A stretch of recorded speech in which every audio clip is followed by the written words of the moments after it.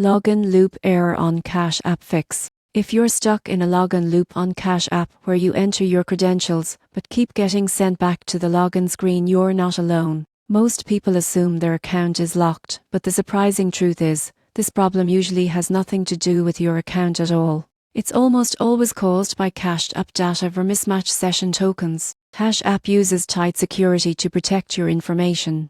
But when your phone stores old login data, the app can't verify your session, so it just refreshes the login page. Luckily, there's an easy fix. Start by closing the Cash App, completely swipe it away from your recent apps list. Then, go to your device settings, find Cash App, and select Storage. Clear both cache and app data. This resets the login session and forces a fresh connection with Cash App servers. Now, reopen the app and log in using your phone number or email. You'll receive a verification code, enter it manually, and avoid using autofill or saved credentials. If you get logged in successfully, you're good to go. If you're still looping, turn off any NORAD blocker you're using. Cash App system is sensitive to masked IP addresses and may reject your login attempts if it detects an unfamiliar network. Also, make sure your phone's time and date are set to automatic. Even a small time difference can cause Cash App security to reject your verification code as invalid.